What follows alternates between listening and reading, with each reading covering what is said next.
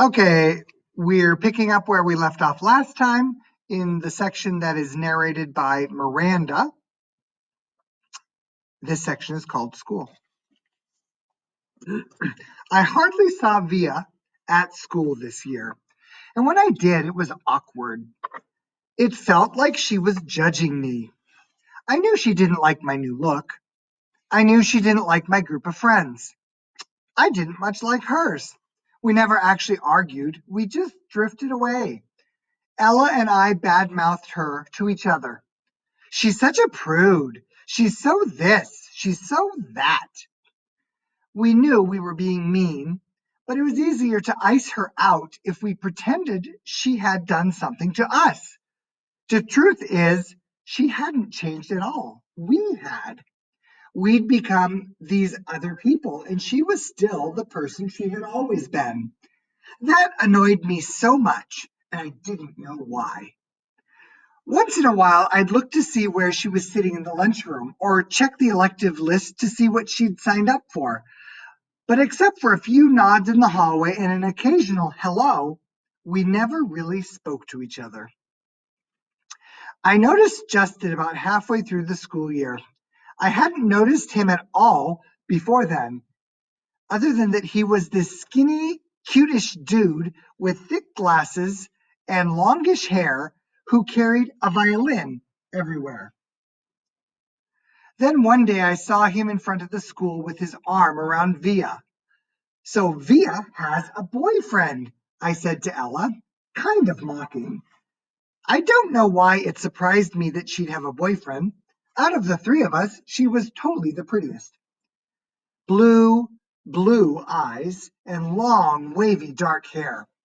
But she just never acted like she was at all interested in boys. She acted like she was too smart for that kind of stuff. I had a boyfriend, too, a guy named Zach. When I told him I was choosing the theater elective, he shook his head and said, "Careful you don't turn into a drama geek." Not the most sympathetic dude in the world, but very cute. Very high on the totem pole, a varsity jock. I wasn't planning on taking theater at first.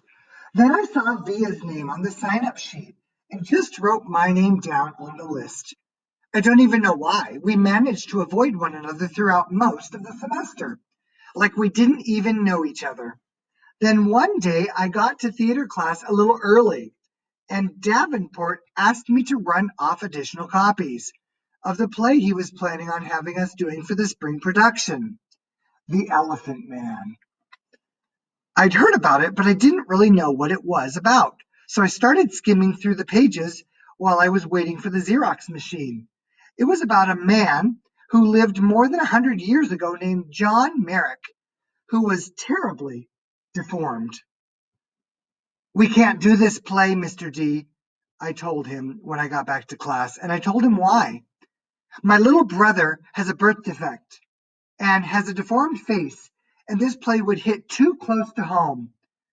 He seemed annoyed and a little unsympathetic, but I kind of said that my parents would have a real issue with the school doing this play. So anyway, we ended up switching to our town. I think I went for the role of Emily Gibbs because I knew Via was going to go for it too. It never occurred to me that I would beat her for the role. Interesting. So as you notice, Miranda is still pretending that Augie is her brother. How strange. What I miss the most. One of the things I miss the most about Via's friendship is her family. I loved her mom and dad. They were always so welcoming and nice to me. I knew they loved their kids more than anything. I always felt safe around them, safer than anywhere else in the world. How pathetic that I felt safer in someone else's house than in my own, right? And of course, I loved Augie. I was never afraid of him, even when I was little. I had friends that couldn't believe I would go over to Via's house. "His face creeps me out," they'd say. "You're stupid," I would tell them. Augie's face isn't so bad once you get used to it. I called Via's house once just to say hello to Augie. Maybe part of me was hoping Via would answer. I don't know. Hey, Major Tom, I said, using my nickname for him. Miranda! He sounded so happy to hear my voice. It actually kind of took me by surprise. I'm going to a regular school now, he told me excitedly. Really? Wow, I said, totally shocked. I guess I never thought he would go to a regular school. His parents have always been so protective of him. I guess I thought he'd always be that little kid in the astronaut helmet I gave him. Talking to him, I could tell he had no idea that Via and I weren't close anymore. It's different in high school, I explained to him. You end up hanging out with loads of different people. That's awesome. Oh, I have some friends in my new school, he told me. A kid named Jack and a girl named Summer. That's awesome, Augie, I said. Well, I was just calling to tell you I miss you and hope you're having a good year. Feel free to call me whenever you want. Okay, Augie? You know I love you always. I love you too, Miranda. Say hi to Via for me. Tell her I miss her. I will. Bye. Bye.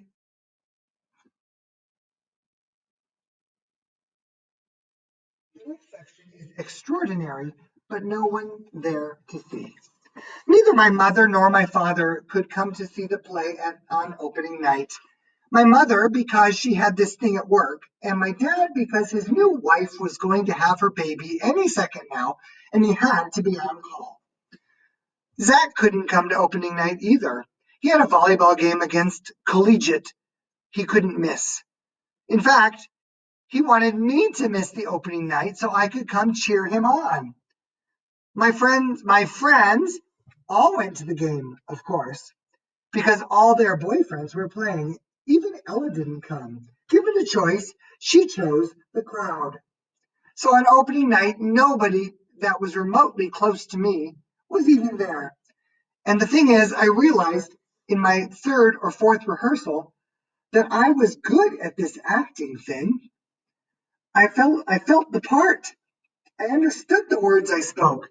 I could read the lines as if they were coming from my brain and my heart. And on opening night, I can honestly say I knew I was going to be more than good. I was going to be great. I was going to be extraordinary. But there would be no one there to see. We were all backstage, nervously running through our lines in our heads. I peeked through the curtain at the people taking their seats in the auditorium. That's when I saw Augie walking down the aisle with Isabel and Nate. They took 3 seats in the fifth row near the middle. Augie was wearing a bow tie, looking around excitedly. He had grown up a bit since I'd last seen him, almost a year ago. His hair was shorter, and he was wearing some kind of hearing aid now. His face hadn't changed a bit. Davenport was running through some last-minute changes with the set director. I saw Justin pacing off stage left, mumbling his lines nervously. Mr. Davenport, I said, surprising myself as I spoke. I'm sorry, but I can't go on tonight. Davenport turned around slowly. What? He said. I'm sorry. Are you kidding? I'm just, I muttered, looking down. I don't feel well. I'm sorry. I feel like I'm going to throw up. This was a lie. It's just last minute jitters. No, I can't do it. I'm telling you. Davenport looked furious. Miranda, this is outrageous. I'm sorry. Davenport took a deep breath, like he was trying to restrain himself. To be truthful, I thought he looked like he was going to explode. His forehead turned bright pink. Miranda, this is absolutely unacceptable. Now go take a few deep breaths and I'm not going on, I said loudly, and the tears came to my eyes fairly easily. Fine, he screamed, not looking at me. Then he turned to a kid named David, who was a set director. Go find Olivia in the lighting booth. Tell her she's filling in for Miranda tonight. What? Said David. He wasn't too swift. Go, shouted Davenport in his face. Now the other kids had caught on to what was happening and gathered around. What's going on? Said Justin. Last minute change of plans, said Davenport. Miranda doesn't feel well.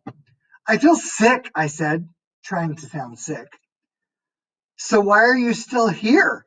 Davenport said to me angrily. Stop talking. Take off your costume and give it to Olivia, okay? Come on, everybody. Let's go. Go, go. Stop talking. Oh, I already said that. I ran backstage to the dressing room as quickly as I could, and I started peeling off my costume. 2 seconds later, there was a knock, and Via half opened the door. What's going on? She said. Hurry up. Put it on, I answered, handing her the dress. You're sick? Yeah, hurry up. Via looked stunned, took off her t-shirt and jeans, and pulled on the long dress over her head. I pulled it down for her and then zipped up the back. Luckily, Emily Webb didn't go on until 10 minutes into the play, so the girl handling hair and makeup had time to put Via's hair up in a twist and do a quick makeup job. I'd never seen Via with a lot of makeup on. She looked like a model. I'm not even sure I'll remember my lines, Via said, looking at herself in the mirror. Your lines. You'll do great, I said. She looked at me in the mirror. Why are you doing this, Miranda? Olivia, it was Mr. Davenport, hush shouting from the door. You're on in 2 minutes. It's now or never. Via followed him out the door, so I never got the chance to answer her question. I don't know what I would have said anyway. I wasn't sure what the answer was. So it sounds as though Via actually decided not to do it because, Miranda decided not to do it because Via's family was there. Maybe she wanted them to see her.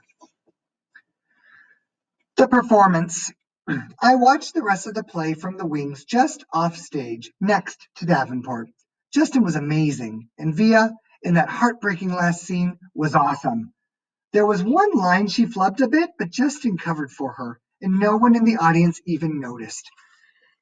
I heard Davenport muttering under his breath, good, good, good. He was more nervous than all of the students put together. The actors, the set directors, decorators, the lighting team, the guy handling the curtains. Davenport was a wreck, frankly. The only time I felt any regret, if you could even call it that, was at the end of the play when everyone went out for the curtain calls. Via and Justin were the last of the actors walking out on stage, and the audience rose to their feet when they took their bows. That, I admit, was a little bittersweet for me. But just a few minutes later, I saw Nate and Isabel and Augie make their way backstage, and they all seemed so happy. Everyone was congratulating the actors, patting them on the back. It was that crazy backstage theater mayhem where sweaty actors stand euphoric while people come worship them for a few seconds. In that crush of people, I noticed Augie looking kind of lost. I cut through the crowd as fast as I could and came up behind him. Hey, I said, Major Tom. After the show. I can't say why I was so happy to see August again after so long, or how good it felt when he hugged me. I can't believe how big you've gotten, I said to him. I thought you were going to be in the play, he said. I wasn't up to it, I said, but Via was great, don't you think? He nodded. 2 seconds later, Isabel found us. Miranda, she said happily, giving me a kiss on the cheek. And then to August, don't ever disappear like that again. You're the one who disappeared, Augie answered back. How are you feeling? Isabel said to me. Via told us you got sick. Much better, I answered. Is your mom here? Said Isabel. No, she had work stuff, So it's actually not a big deal for me, I said truthfully. We have 2 more shows anyway, though I don't think I'll be as good an Emily as Via was tonight. Nate came over, and we had basically the same exact conversation. Then Isabel said, "Look, we're going to have a late night dinner to celebrate the show. Are you feeling up to joining us? We'd love to have you." "Oh, no," I started to say. "Please," said Augie. "I should go home," I said. "We insist," said Nate. By now, Via and Justin had come over with Justin's mom, and Via put her arm around me. "You're definitely coming," she said, smiling her old smile at me. They started leading me out of the crowd, and I have to admit, for the first time in a very, very long time, I felt absolutely happy. Aw. Well, that was a nice ending of this section. As you might be able to see, part 8 is coming up, and that's going to be from someone else's perspective. So we'll stop here today. But it looks as though Miranda did that to be kind, and it looks like it worked well. So, all right. See you next time.